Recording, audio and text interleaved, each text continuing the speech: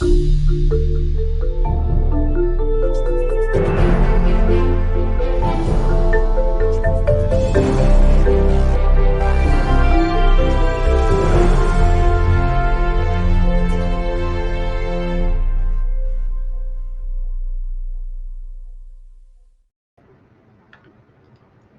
afternoon, and welcome to the Johns Hopkins briefing.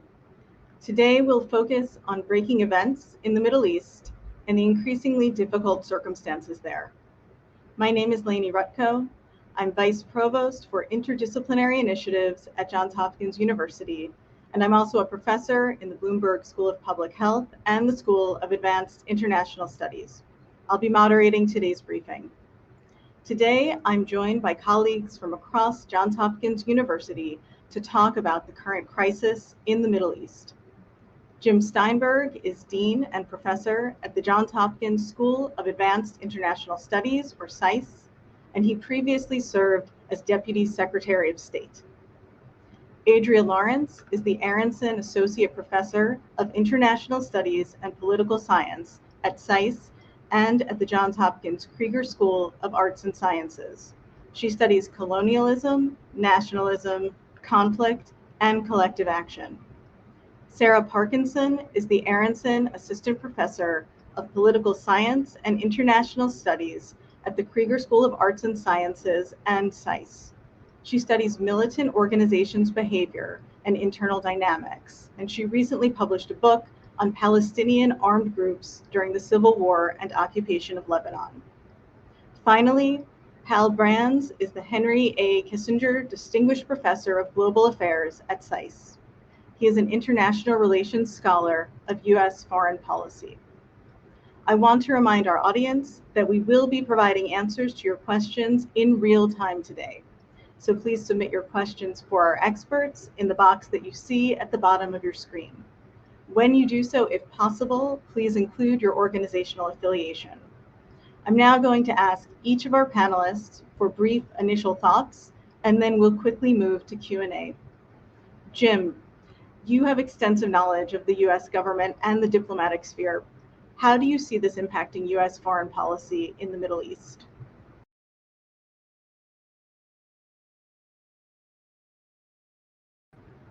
Jim, I don't think we have audio for you.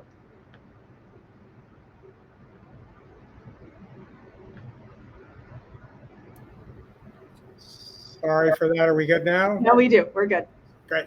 So thank you, Lainey. I'm pleased to be here with my very distinguished colleagues from SAIS and Krieger, and grateful to the people who've tuned in to join us today. Before I answer your specific question, let me say a word about today's discussion. As scholars and teachers, our role is to try to help our students, policymakers, and the public understand what's going on here and why, and help them develop their own informed opinions. And that's what all of us will try to do today. But we're also humans and citizens, parents, siblings, and children. And while I've never, and do not intend today, presume to speak on behalf of the entire SAIS community as a whole, and speaking only for myself, I want to say that I've spent a considerable part of my career working on Middle East issues and appreciate the complexities involved. But I can only express my shock and horror at the actions of Hamas, which do, in my view, deserve unequivocal and universal condemnation. So let me now turn to the US response and the implications for US policy. This is a really deep challenge for the United States and the Biden administration, because the Biden administration's strategy has been trying to build a more stable Middle East, which would then allow it to focus on what it sees as the key challenges of our time, the challenges from Russia and China. And this strategy is centered around reconciliation between Israel and key Arab states, and perhaps in developing some kind of modus vivendi with Iran, both on the nuclear issues and other issues in the region. Indeed, it's ironic that one of the most difficult points in the discussions between the Biden administration, Israel, and Saudi Arabia in terms of the results it's trying to achieve in this reconciliation process was to get the countries of the region to pay more attention to the Palestinian issue. But all of this and this very strategy itself now is pretty much up in the air. Not surprisingly, the United States has initially focused on the political and military support for Israel in direct response to Hamas's attack, especially given the strong resonance in the United States to the 9/11 attacks and the fact that Americans are among those killed and taken hostage in the recent events. But at the same time, the administration is deeply focused on trying to prevent a wider war, which can't be ruled out given the range of stakes and the connections between the parties in the region. The deployment of US military forces and the equipment in the region serves both as a reassurance to Israel and a warning, particularly to Iran. But how effective this will be in the nature of the situation they're actually facing now is uncertain. The response of the Biden administration here bears some resemblance to what the US did in 1973 at the time of the Yom Kippur War, where the United States also ultimately provided resupply to Israel and sent US naval forces to the region. But here, as then, the United States has limited impact and limited leverage, and perhaps even less so today than it did in 1973. This obviously is going to have implications for the United States outside the region as well, but let me stop on this, and perhaps when Hal Brands talks, he can speak to some of those issues as well. Thank you, Jim. Adria, the actions of Hamas over the weekend came as a surprise. What can you tell us about the causes of attacks by non-state actors, and how can we best understand their origins? Thanks very much for that question. And, before I offer some scholarly background, I do want to stress that it's important not to lose sight of the tragic loss of life that we've seen. It is the case that tactically the attacks were a surprise, and given Israeli intelligence capabilities, it's surprising that an extensive coordinated attack like this could evade detection. When we place this in the broader history of the Israeli-Palestinian conflict, though, we can see that the conditions conducive to a turn to violence were present in Gaza before the attack. In my research, I've studied nationalist movements historically and considered why they turned to violence and also why they engage in particular forms and tactics of violence. To grasp the causes of violence, you have to start by looking at the overarching conflict itself.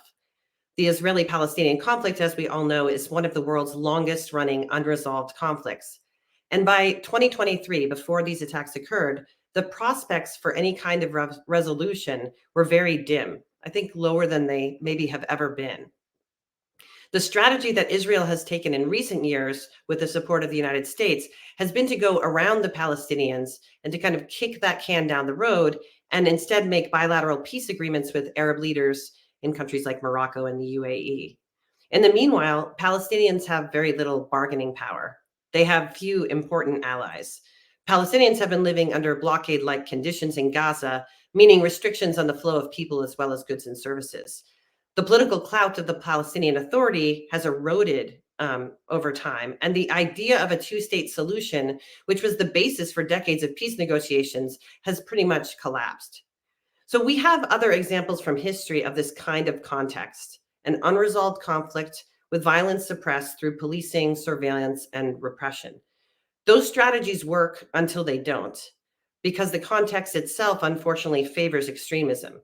With the Palestinian cause bottoming out, Hamas seized the opportunity to call attention to it itself and its cause using the most brutal tactics, targeting ordinary people and sending a message or seeking to send a message that the Palestinians are still here and cannot be ignored, that there isn't a path to resolving this conflict that leaves the Palestinians out. So what we are seeing is a sort of terrible human cost of a failure to make headway on the larger conflict.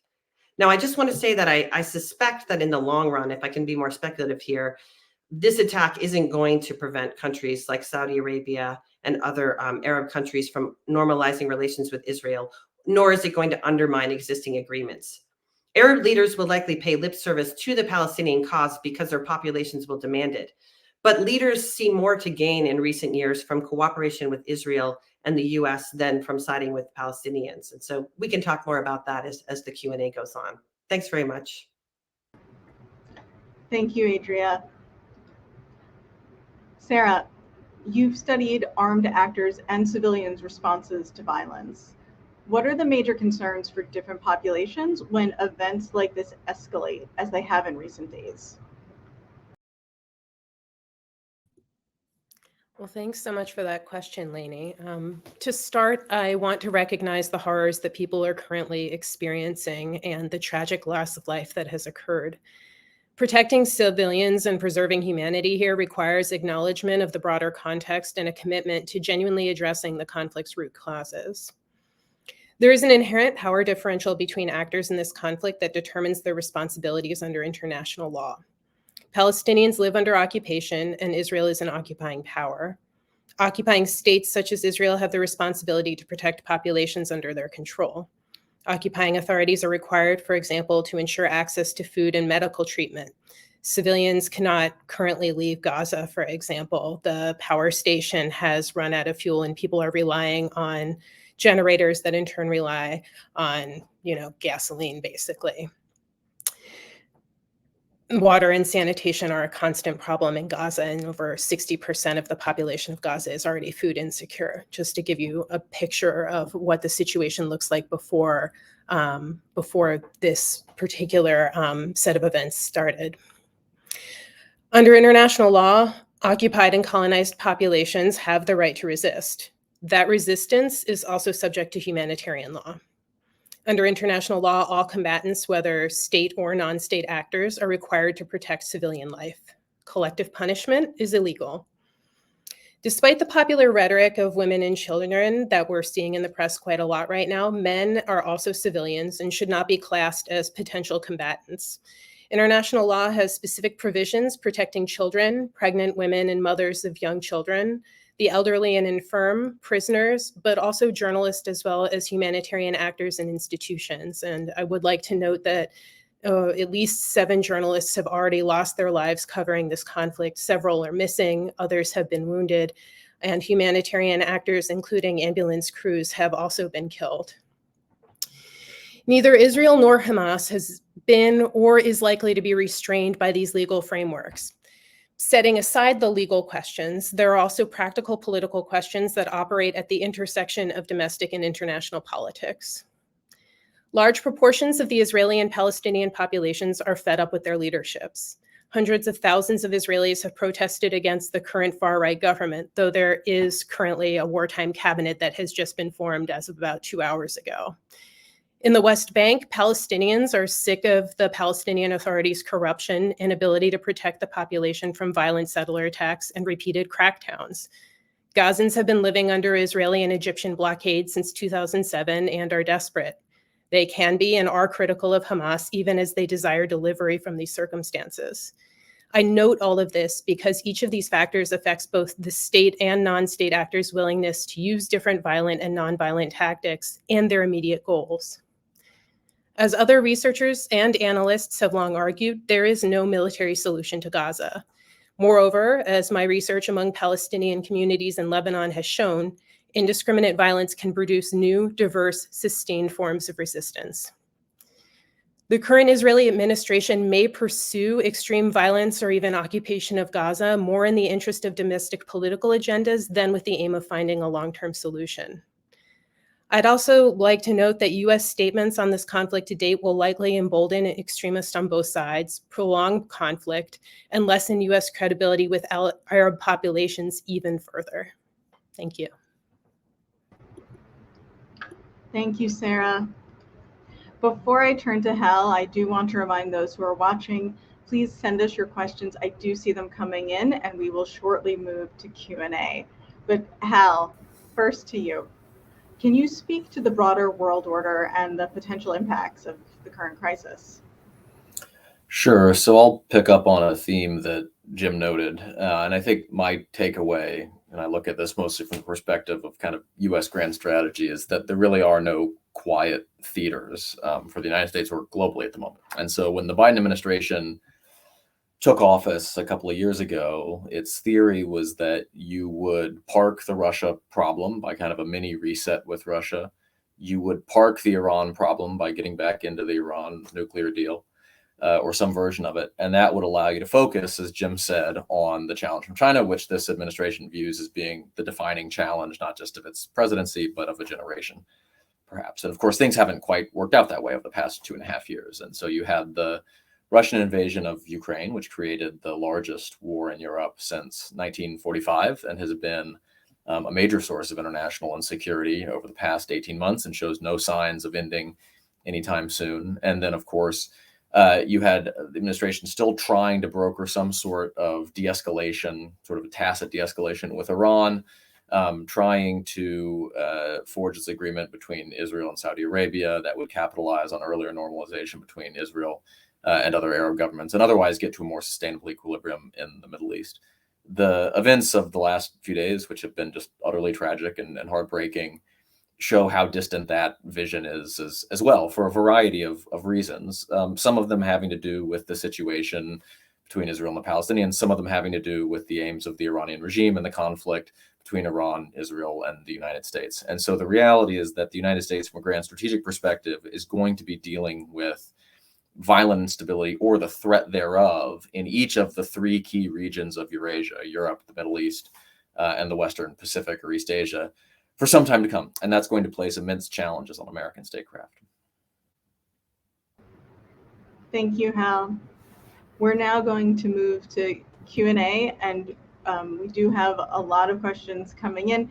For our panelists, I will send a question directly to one of you, but then if anyone else wants to jump in, of course, please do. So Adria, first question is for you. Can you speak to the ripple effects of this conflict within the Middle East and potentially into North Africa? Certainly. As we know, the Israel has concluded some bilateral peace agreements with different countries in the region, with Morocco at the end of the Trump regime, and through the Abraham Accords. And so I think there's a lot of concern that those agreements could be challenged by this new situation. And certainly, from what I can tell on the ground, there is a strong reaction in those Arab countries and fears for the Palestinian people. I have to say that, it's always difficult to speculate on what might happen, but I think that the normalization trend for Arab leaders has basically been ongoing since 1973, since the end of the last war. And I think that it's probably going to continue, if I had to place a bet, that this may slow it down. I don't think we're going to conclude an agreement with Saudi Arabia anytime in the near future, but it seems to me that that process has unfolded, and a lot of it has to do with the lack of sort of interest that would push Arab leaders to take apart those agreements. So that's one thing I would say on that issue. Thanks, Adria. Sarah, did you want to jump in on this one? Sure. I think it's worth mentioning, and some of this is fairly recent news as of today. Some of it's been sort of trickling out, is that both Egypt and Qatar have been involved in the situation already. Egypt, in terms of discussing whether or not there will be crossings allowed for specifically American citizens, but also for Palestinians who are seeking to flee Gaza. The Rafah crossing which is the crossing between Egypt and Gaza, has been bombed 3 times at this point, and humanitarian aid has been disallowed into Gaza. But there's been some talk that Secretary of State Blinken has been negotiating a deal for American citizens who are in Gaza to be able to leave, as well as potentially for about 2,000 Palestinians a day to be able to cross. This is fairly new news, so I don't have any more details at this point. But I think it's important to note that both it's very difficult to even get to that crossing at this point, and that Egypt is also very, very concerned by the prospect of having a huge refugee presence in that sort of border zone around Rafah.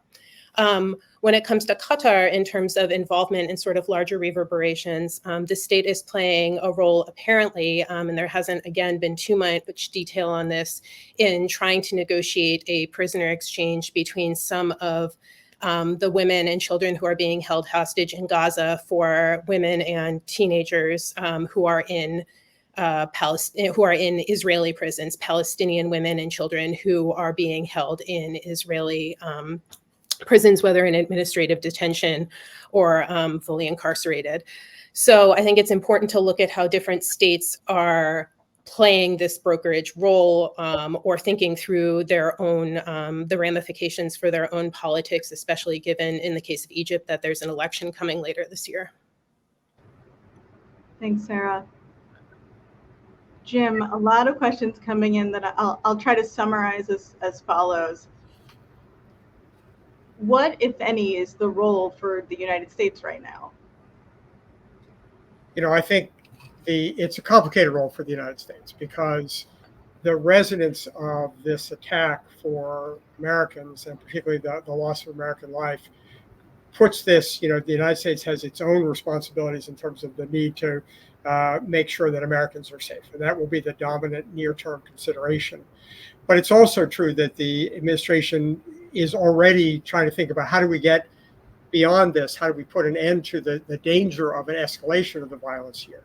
And the United States has lots of ways of engaging. I mean, as Sarah mentioned, there are lots of different countries who can play a role here, and the United States can help mobilize some of that interest, because I think many of the countries see risks to them from this violence continuing. And so I think part of what the United States can do is both demonstrate its resolve to respond firmly to terrorist attacks, but also to try to mobilize the range of connections that it has in the region, particularly in light of all these discussions that have been taking place between the United States and Saudi Arabia, the UAE, and others about the longer term future of the region, to bring them to bear. So some of it, it's not that the United States itself is going to broker a resolution of this, but it can engage others, all of whom have a stake in not seeing the situation escalate, to try to work in a coordinated way, to try to find a way, in the first instance, to prevent this war from widening, particularly on the northern flank of Israel, and the danger that Hezbollah may get involved here as well, but more broadly to bring all these different countries, each of whom have different relations with the Palestinians and with Israel, to bear in trying to bring a de-escalation. Thanks, Jim. Hal, in your opening remarks, you mentioned China and Russia, and we have had many viewers come back and ask if you can elaborate on your thoughts about China and Russia, and the potential implications given what is happening in the Middle East right now.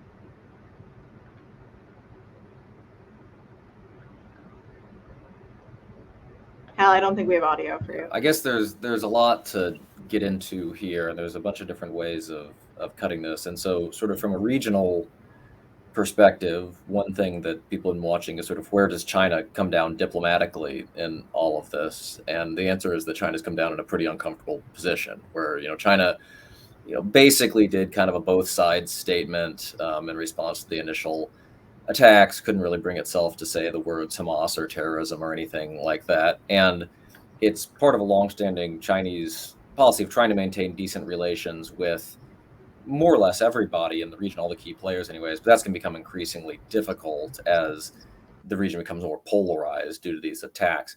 There's the larger question, I think, of, what instability in the Middle East, what violence in the Middle East means for U.S. policy toward Russia and China. In the near term, there's not a dramatic trade-off between the things the U.S. will do, say, to aid Israel and the things that it might do to aid Ukraine. Most of the United States is providing material, is going to provide munitions, is going to provide other forms of military support for Israel. Most of that is not the sort of stuff that the United States is providing to Ukraine right now. So right now we're giving the Ukrainians a lot of artillery ammunition, for instance, which is not really what the Israelis need from the United States. But this conflict does underscore kind of a larger reality with respect to U.S. defense strategy, which is that the U.S. defense industrial base, which is kind of the term of art for talking about the companies and the facilities that just make the stuff that the American military needs, from ships and fighter jets to the stuff that makes things go boom and munitions, that defense industrial base is not sufficient to meet over the long term all of the needs the United States has in a bunch of different theaters simultaneously. And so you've been hearing a lot in the context of the Ukraine war about the need for investment in the U.S. defense industrial base. We need plants that can produce more rocket motors and things like that. You're going to hear more about that in the context of the war that's going on in the Middle East right now, because this crisis just highlights the gap between the commitments the United States has militarily to support allies in countries like Ukraine and what it can actually do in terms of producing capabilities. Thanks, Hal. Sarah and Adria, several questions coming in about hostages. Can you talk us through where do things stand right now in Israel and Gaza relative to hostage taking? And from your own work, what do we know about how the taking of hostages can implicate strategies to de-escalate a conflict?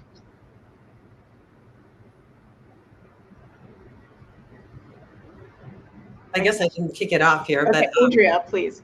Sure. Before I say something about hostages, I just want to echo a point that Dean Steinberg made earlier on, which is that I think when events like this happen, it can be easily to imagine all of the possible worst case scenarios and to engage in a kind of threat inflation.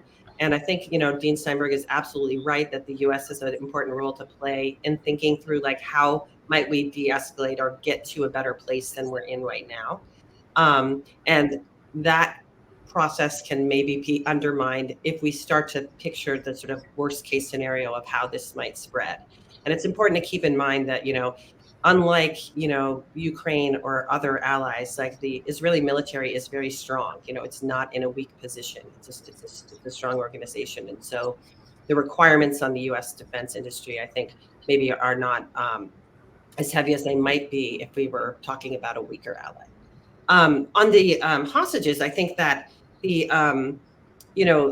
that taking hostages is a very risky kind of tactic that groups engage in, and it's essentially like a tactic of the weak when you are seeking some kind of insurance policy or some way to exercise leverage in a situation in which your leverage is very weak. And so I have been waiting, and I don't have insight on what will happen with these hostages. I think we all are hoping for their safety. I think one logic operating in that favor is that if Hamas took hostages, as it seems likely they did, in order to try to encourage a more restrained response, then they only continue to have that leverage for as long as they continue to have hostages who are alive and who are not being subjected to torture or violence. And so for that, I do remain hopeful about that. I think that, again, this is the kind of weapon of a weaker insurgent group that we see in other settings where there's some kind of intention to use, more of a human shield logic. Thanks, Adria. Sarah, do you want to jump in on this one? Sure. I think that one of the points to sort of emphasize here is that hostages are distinct from prisoners of war. Prisoners of war have a very specific classification under international law. Hostages are civilians who are taken in order to basically get something in exchange in this particular context. From what we know has happened in the Israeli communities surrounding Gaza is that Hamas appears to have taken approximately 150 people hostage. It seems to include both civilians and members of the Israel Defense Forces, the IDF. They filmed a lot of this live. In some cases, it seems like they killed hostages immediately. There have been a number of news organizations that have been able to sort of reconstruct from footage that was up on Telegram or wherever that people were here at one point and then there were bodies found at another point. Hamas said, I believe it's a New York Times article by Sheriff Frankel that gets at the idea that Hamas deliberately filmed this with the expectation that it would be shared through Israeli society and be used to create more terror, right? So in this particular case, we don't just want to be thinking tactically about the taking of hostages and anticipated exchanges, for example. As the politics here, we're also thinking about the politics of social media and the fact that a lack of content moderation on many platforms allows these images to be spread and to do extra political work. I would encourage people to look at sort of the history of hostage taking and prisoner exchanges in particular. There have been live IDF soldiers who were held in Gaza and who were exchanged, for example, for Palestinian prisoners. Israel is known as being a country that not only tries to get live hostages back, but will also work to get the remains of soldiers who have been killed in action back. That happened in Lebanon. There was a 2008 Israel-Hezbollah prisoner exchange, basically, where the bodies of 2 Israeli soldiers were returned from Lebanon in exchange for 5 live prisoners who had been taken, Lebanese prisoners who had been taken during the 2006 war, and for the bodies of approximately 200 Lebanese and Palestinian combatants that had been in Israel or in Israeli prisons. So just even in the numbers there, you can see that there is a precedent for the kind of exchanges that Hamas might be helping to broker for prisoners in Israeli prisons, but also thinking about the sort of media effects and the add-on effects of filming these interactions. And this is, I would say, a fairly new component of this particular engagement. Thanks, Sarah. Jim, question for you. What does the current chaos in the US Congress mean relative to the United States engagement in the Middle East? Obviously, this is a moving target. As we speak, the Republican Party seems to have selected a candidate for Speaker, and that may lead to more stability there. I mean, I think it's possible under these circumstances to overestimate how much this internal discord affects our ability to conduct foreign policy. I mean, people are paying attention to this, and there's certainly been a bit of finger pointing in the United States about whether somehow the administration's engagement with Iran might have had something to do with this. We certainly had some comments by President Trump to that respect. But I think, on this set of issues, there's probably a pretty strong consensus within the Congress about the need of the United States to show unequivocal backing for Israel and support. And so I think as a practical matter, at least in the near term, you're going to see a fairly strong rallying around a strong response by the United States, both to protect Americans who are at risk, have already been killed and are continue to be at risk here, and also to provide strong backing for Israel. Thanks, Jim. Adria, several questions coming in about the potential for the current conflict to foment unrest in countries that are adjacent to or nearly adjacent to Israel and Gaza. Can you speak to those questions and concerns? Maybe I'll let Sarah take on some of those if we're talking about the immediate next door countries. Sarah. I think we can expect to see a lot of, protests activity in support of the Palestinians as the Israeli response rolls out. Whether that's going to generate significant unrest. We're sort of at a low point in a lot of the Middle East for political mobilization and protest activity. It's a high point for autocratic politics these days in much of the region, but that's just a broad brush. Thanks, Adria. Sarah, would you like to jump in on this one? I can say that in the region that there's extraordinarily broad support for Palestinians in general and for the Palestinian cause, and the deep feeling that Palestinians are treated very differently from other occupied populations. There are comparisons in whether you want to go for social media or Arab media, sort of the Palestine exception, where tactics that would be lauded by if they're used in Ukraine are criticized if they're used by Palestinians. I think that one of the places where you're seeing a lot of conversation right now is Lebanon in particular, because there are concerns that Lebanon could be, if things escalate, and there have been sort of smaller operations by both Hezbollah and by Islamic Jihad on Israel's northern border. There was also just a false alarm that implied that there was an aerial incursion. Apparently that was a false alarm. But where populations that have the experience of Israeli occupation have been expressing, I would say, very strong solidarity with Palestinians, and what they expect is about to happen in Gaza, which I think most people expect is going to be worse than the last 4 incursions have been, which happen about every 2 to 4 years. I think you see sort of more variation in condemnation and more nuance when it comes to how people feel about Hamas's actions. I think that there is sort of there is a feeling that Palestinians deserve self-defense, whether or not you hear populations or individuals or whomever supporting their actions, whether or not you hear people, condemning the deaths and the targeting of civilians, because the feeling is that, there are some things that are sort of beyond the pale, especially from populations that have on their own experienced massacres historically, and that applies to places like Lebanon and Iraq. So I think that I think that people feel that you don't have to agree with Hamas to want something better for Gazans specifically.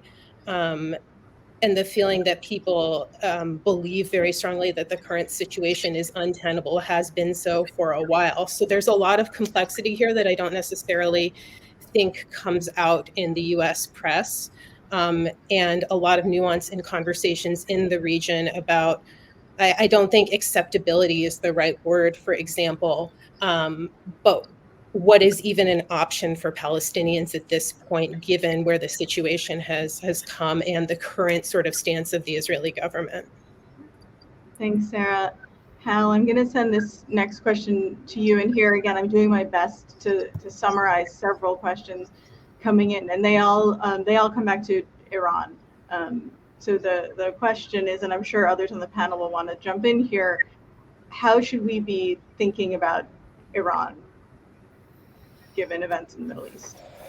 So there's maybe a couple of different ways of slicing and dicing this. There is kind of the ongoing debate right now about whether Iran had a direct role in helping to plan, coordinate, carry out these attacks. There's been some reporting to the effect that basically Iranian special forces were involved in sort of training some Hamas fighters that are involved in this. The sourcing of those articles, I think, is a little bit sketchier than I might like. And so I think the sort of the jury is still out on the degree of direct Iranian involvement. There's the larger picture, though, which is one of strong and frankly increasing Iranian support for Hamas over a period of years as part of an effort to wage its competition with Israel by positioning forces that are friendly to Iran and strengthening forces that are friendly to Iran at various points around Israel's periphery. And so I'm sure that the Israeli government views what is happening now as part of its ongoing struggle against Iran. And so one of the challenges or one of the dangers in the current situation is that the fighting could escalate in a way that brings either Iran directly into the fighting, or more likely brings Lebanese Hezbollah, which is another group that is heavily supported by the Iranian government, into the war and opens up the second front that has been mentioned here. I think the United States is trying very hard to deter that. But the challenge is that the longer this conflict goes, I think the higher the likelihoods that Hezbollah would get more deeply involved are, especially if there's a prolonged ground incursion in Gaza. The other point is that the Israeli government has said in the past that if the Iranian government is involved in the killing of Israeli civilians, Israel will take pretty dramatic measures in response, potentially even going after Iranian leaders. And so you could see a scenario where there's just an intensification of kind of the shadow war that's been happening between Israel and Iran for a number of years in the Middle East in a way that would be pretty dangerous as well. Let me just add, because we're all following this in real time, and so I'm not sure everybody in our audience has read, but there's breaking stories attributed to U.S. intelligence officials indicating that they have no evidence of Iranian involvement. Now, they're careful to say that it's the old Donald Rumsfeld, the absence of evidence is not the evidence of absence.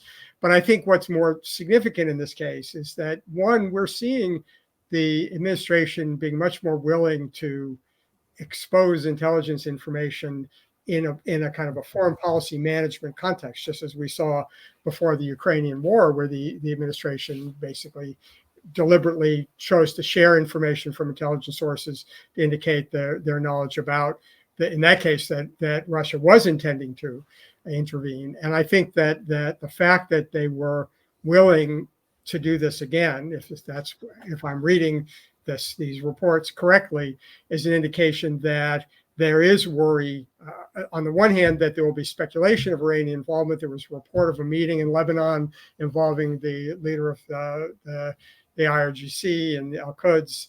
And so trying to manage this risk of escalation by putting out that there's no affirmative knowledge about the United States about Iranian involvement.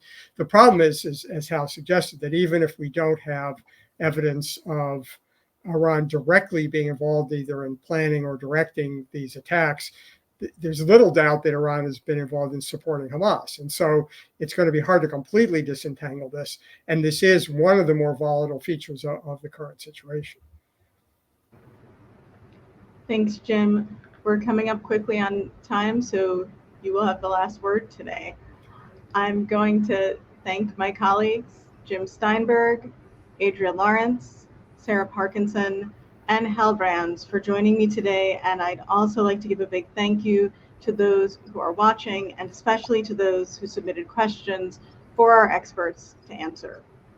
A recording of this event will be made available on this website. Today's panelists, together with many faculty from across Johns Hopkins University, will continue to research and study the issues that impact all of our futures. Thank you again for joining us.